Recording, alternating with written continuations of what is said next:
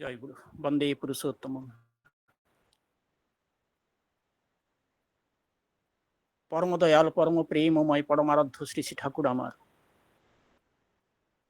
ঠাকুরের যোগল লীলায় নিত্য বিরাজিতা পরমারাধ্যা জগৎজননী মাতা লক্ষ্মী স্বরূপিণী লোকশিক্ষয়িত্রী শ্রী শ্রী বড়মা আমার। ঠাকুরের ভাবধারা বহনকারী ভগীরথগণ শ্রী শ্রী বড়দা, শ্রী শ্রী দাদা, শ্রী শ্রী আচার্যদেব তথা গুরু পরিবারের প্রতি প্রত্যেকের শ্রীচরণ কমলে আমার অনন্ত কোটি প্রণাম জানাই। আজকের এই মধুর সন্ধ্যায় এই ভার্চুয়াল সৎসঙ্গে উপস্থিত পরমপিতার পূজারী এবং পূজারিণীগণকে আমার সশ্রদ্ধ জয়গুরু, আমার ভালোবাসা জানাচ্ছি।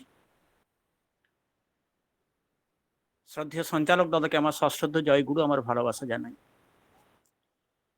আমার অশেষ শ্রদ্ধাভাজন শ্রদ্ধেয় সুকেশ দা সুযোগ করে দিয়েছেন আমাকে এই লিঙ্কে আজকে তাঁর কথা বলার জন্য। তাকে আমার সশ্রদ্ধ জয়গুরু, আমার ভালোবাসা জানাচ্ছি। আসলে আমি মোবাইলটা হাতে ধরে বলছি, তো এই জন্য একটু অসুবিধা হচ্ছে। হেডফোন নেই, আমি হাতে ধরেই বলছি। যাই হোক, এতক্ষণ আমরা যেসব সঙ্গীতগুলো শুনলাম পরপর, এবং সেই সঙ্গীতের যে মধুর ধ্বনি এখনো পর্যন্ত আমাদের পুরো হৃদয়টাকে যেন নাড়িয়ে দিয়েছে এবং তার বিস্তার এখনো চলছে এবং একটা স্বর্গীয় পরিবেশের সৃষ্টি হয়েছে।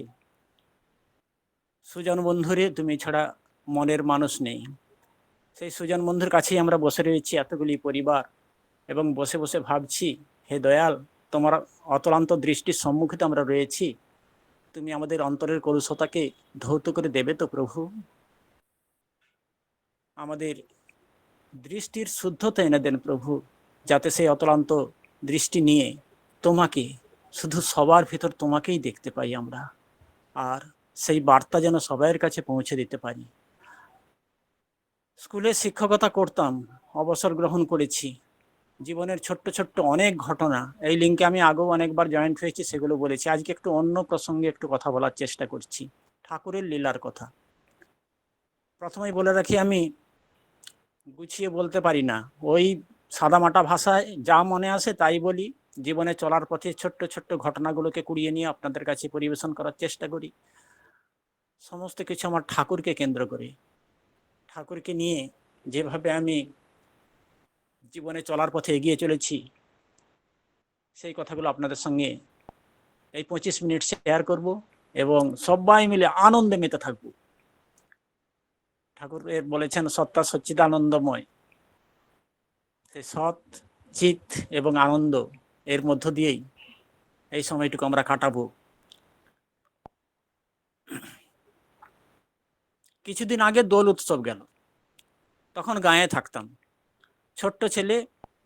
গাঁয়ের সেই সাদামাটা পরিবেশে একটা নিষ্কলুষ আনন্দের মধ্যে সবাই মেতে থাকতাম, আর সবাইকে নিয়ে এসে যে হই হুল্লোড়, সেই যে একটা অপূর্ব অনুভূতি, সে একটা দিন গেছে।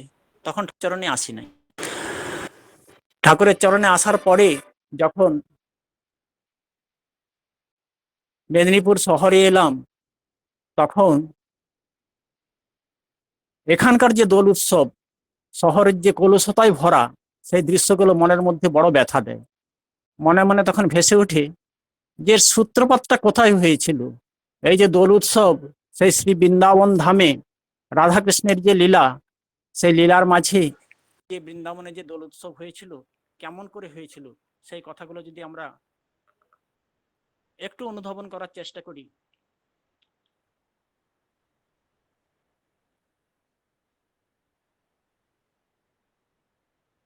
রাধাকৃষ্ণের যে অমোঘ প্রেম, অমোঘ ভালোবাসা, তারই একটা ছোট্ট দৃষ্টান্ত, একটা ছোট্ট উদাহরণ।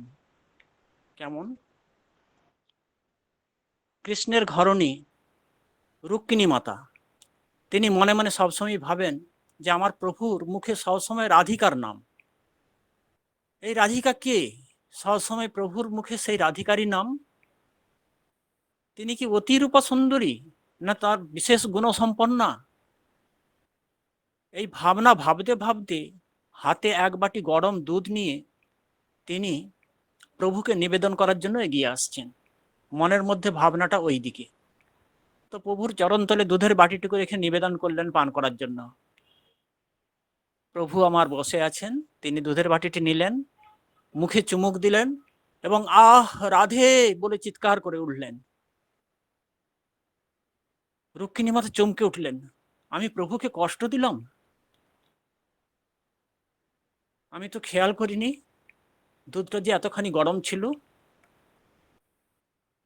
কিন্তু প্রভুর মুখ দিয়ে সেই রাধিকার নামই বেরিয়ে এলো। আমি তো পাশে বসে আছি, কই আমার নাম তো তিনি বললেন না। মনে মনে তিনি খুব ব্যথা পেলেন। তিনি মনে মনে ভাবলেন, কে শ্রী রাধিকা, তার কাছে আমি যাব, একবার তাকে দর্শন করব। এই না ভেবে সখীদিগকে নিয়ে তিনি চললেন একদিন সেই রাধিকার প্রাসাদে তাকে দর্শন করার জন্য।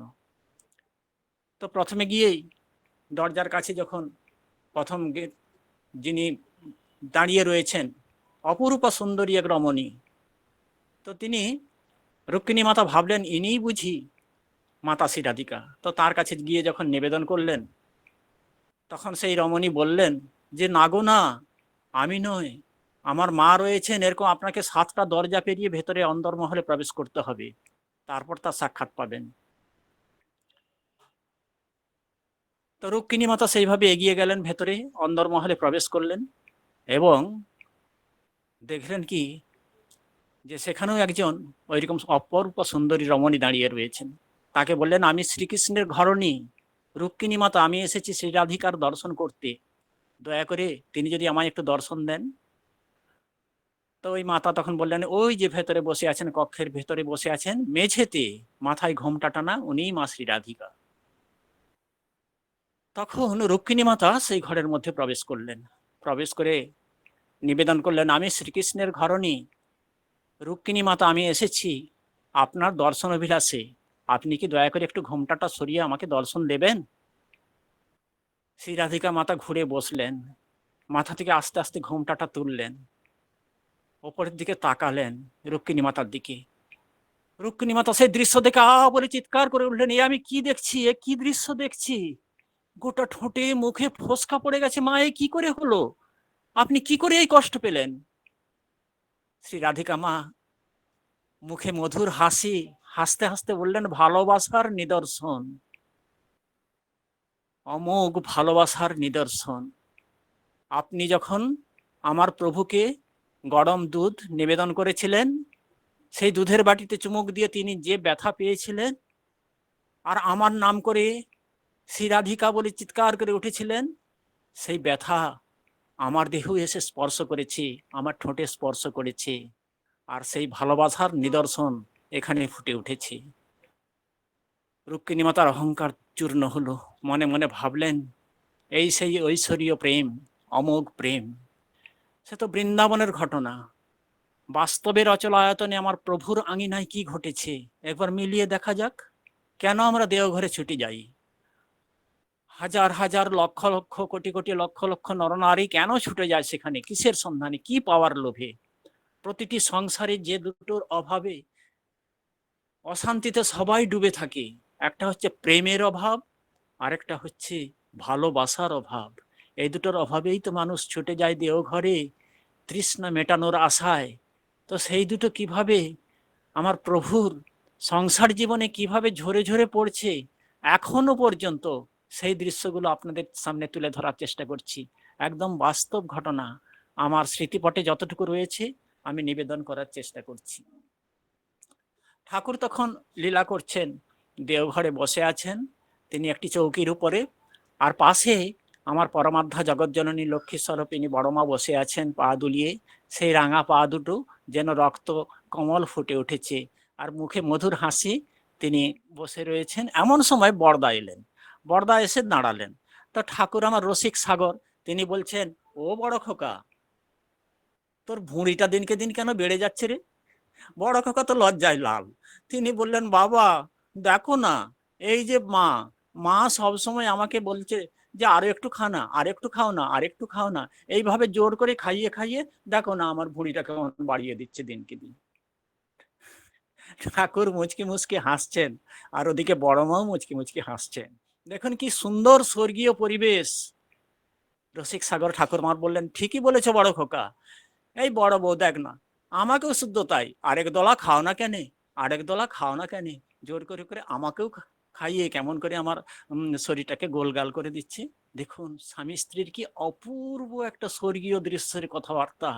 চারিদিকে সমস্ত ভক্তবৃন্দরা গোল হয়ে দাঁড়িয়ে আছে, তারা শুনছে আর উপভোগ করছে সেই স্বর্গীয় দৃশ্য। এখান থেকে আমরা কি শিক্ষা পাই গো? শ্রী শ্রী বড়দা, শ্রী শ্রী বড়দা কেমন ভাবে তার মানে কথা বলার ভঙ্গিমাটা দেখুন। শ্রী শ্রী বড়দা বারান্দায় দাঁড়িয়ে রয়েছেন এবং সামনে দিয়ে একজন গুরু ভাই যাচ্ছেন। গুরু ভাই যেতে যেতে তো তিনি খুব কাজের জন্য ব্যস্ত আছেন মনে হয়, তাড়াতাড়ি করে যাচ্ছেন। শ্রী শ্রী বড়দা কেমন ভাবে বললেন, দাদা আপনার যদি খুব তাড়া না থাকে, যদি আপনার খুব অসুবিধে না হয়, যাওয়ার পথে একটু সুটুকির মাকে ডেকে দিতে পারবেন? দেখুন মুখের কথাতেই যেন চোখ দিয়ে জল চলে আসে। স্বামী স্ত্রীর কি অপূর্ব প্রেমের নিদর্শন, ডাকবার ভঙ্গিটাই কেমন আমরা এখান থেকে দেখতে পাচ্ছি, শুনতে পাচ্ছি। সেই দৃশ্যটা যেন চোখের সামনে এখনো ভেসে ওঠে। শ্রী শ্রী দাদা বসে আছেন, তিনি তার চৌকিতে বসে রয়েছেন। সেই দিন ছিল দয়ালের আগমন উৎসব। তিনি এই দিনই তিনি এসেছিলেন সেই বৈদ্যনাথ ধাম থেকে দেওঘরে, এবং সেই উৎসব প্রতি বৎসরই পালন হয়, শ্রী শ্রী ঠাকুরের আগমন উৎসব। তো বৈদ্যনাথ ধাম থেকে সেইভাবে ঠাকুরকে সাজিয়ে সেই গাড়িতে করে তার প্রতিকৃতি সেইভাবে সাজিয়ে আসবে দেওঘরে। তো সমস্ত প্রসেশন প্রস্তুত, সবাই এবারে যাবেন। শ্রী শ্রী দাদা যখন উঠবেন তার কাছে নিবেদন করলেন, দাদার কাছে আগে সবাই প্রস্তুত, আপনার জন্য অপেক্ষা করছি। দাদা কিচ্ছু না বলে চুপচাপ উঠে গেলেন। উঠে সেই সিঁড়ি দিয়ে, সেই যে গোল সিঁড়িটা দিয়ে উঠে একদম উপরে উঠে গেলেন, কাউকে কিছু বললেন না। ভক্তরা তো সবাই দাঁড়িয়ে রয়েছেন যে দাদা কি তাহলে যাবেন না শোভাযাত্রায়? তো তিনি কি করলেন, দাদা উপরে উঠলেন। বড় বৌদি 1 সপ্তাহ যাবৎ অত্যন্ত অসুস্থ, তিনি একদম শয্যাশায়িনী। তো তিনি কেবলমাত্র ওই মুড়ি জলটুকু খেয়েই রয়েছেন। আর সেই বড় বৌদির চিকিৎসক, মানে চিকিৎসারত যে ডাক্তারবাবু ছিলেন, তার কাছেই শোনা আমার এই ঘটনা। তো তিনি সেখানে দাঁড়িয়ে রয়েছেন একটু দূরে। শ্রী শ্রী দাদা কক্ষে প্রবেশ করলেন, আস্তে আস্তে বড় বৌদির মাথায় হাত বুলালেন, হাত বুলিয়ে বলছেন, কেমন আছো? বড় বৌদির দু চোখ বেয়ে ঝরঝর জল পড়ছে। এই যে প্রেমের স্পর্শ, এই হাতের যে স্নেহময় স্পর্শ তার চোখ দিয়ে জল এনে দিচ্ছে। মাথা নেড়ে হাসলেন। তখন শ্রী শ্রী দাদা নিবেদন করছেন কেমন দেখুন, নিচে সমস্ত দাদা মায়েরা অপেক্ষা করছে আমার জন্য, শোভাযাত্রায় অংশগ্রহণ করার জন্য, শোভাযাত্রায় পুরোভাগে আমাকে নিয়ে যাওয়ার জন্য তারা সবাই বলছে, তুমি তো খুব অসুস্থ, তুমি যদি অনুমতি দাও তাহলে আমি যেতে পারি। বড় বৌদি ঘাড় নাড়লেন, মুচকি হাসলেন। আস্তে আস্তে বড়দা নেমে এলেন নিচে, শোভাযাত্রায় গেলেন। কি স্বর্গীয় দৃশ্য দেখলাম! এখান থেকে আমরা কি শিক্ষা পেলাম গো? বাস্তব এই যে ছোট্ট ছোট্ট উদাহরণগুলো আমাদের প্রত্যেকেরই বাস্তব জীবনে, সংসার জীবনে এগুলো যদি আমরা ইমপ্লিমেন্ট করতে পারি, আগে একটি সংসার সোনার সংসার হয়ে যাবে গো, সোনার সংসার হয়ে যাবে। আমরা ছবিতে দেখি যে সংসার সুন্দর হয় রমণীর গুণে, আমি তখন তাদের বলি যে ইষ্টপ্রাণ স্বামী যদি থাকে তার শনি, তাহলে সেই সংসার হবে স্বর্গময়। একের একের চেষ্টায় হয় না গো। স্বামী স্ত্রী উভয়ে মিলে এইভাবে পারস্পরিক টান, ভালোবাসা, প্রেমের আকর্ষণ থাকলে প্রতিটি সংসার সোনার সংসার হয়ে যাবে, প্রতিটি সংসারে স্বর্গীয় সুখ নেমে আসে। আমার আচার্য দেব, তখন তিনি আচার্য দেব হননি, বাবাই দাদা, সেই সবেমাত্র বিয়ে হয়েছে। ঠাকুর বাড়িতে যে নাপিত ভাই ক্ষৌর কর্ম করেন, তো এখন তো তিনি নেই, তার ছেলে আছেন, এবং সেই ক্ষৌর কর্মের দৃশ্য একদিন আমি সচক্ষে দর্শন করার সৌভাগ্য হয়েছিল, বসেছিলাম সেখানে। তো সেই নাপিত ভাই আগে তার একটি চায়ের দোকান ছিল, খুব সুন্দর দুধের চা বানাতেন এবং সবাই খুব তৃপ্তি ভরে খেতেন। তো একদিন তার মনে হলো যে আমি বড় বৌরানী মাকে দুধের চা করে খাওয়াবো, কারণ তিনি শুনেছিলেন বিয়ের আগে বড় বৌরানী মা খুব সুন্দর দুধের চা খেতে খুব ভালোবাসতেন। তো তার মনের ইচ্ছা, একদিন তিনি গিয়ে নিবেদন করলেন বড় বৌরানীমার কাছে প্রণাম করে, আগে আমার বড় ইচ্ছা আপনাকে আমি একটু দুধের চা তৈরি করে খাওয়াই। বড় বৌরানীমা হাসলেন, হেসে বললেন, আপনি ঠিকই শুনেছেন, আমি আগে দুধের চা খেতে খুব ভালোবাসতাম, কিন্তু এখন তো আর খাই না দাদা। কেন জানেন? তোমার দাদা, তিনি তো দুধ চা খান না, পছন্দ করেন না, তিনি লিকার চা খান।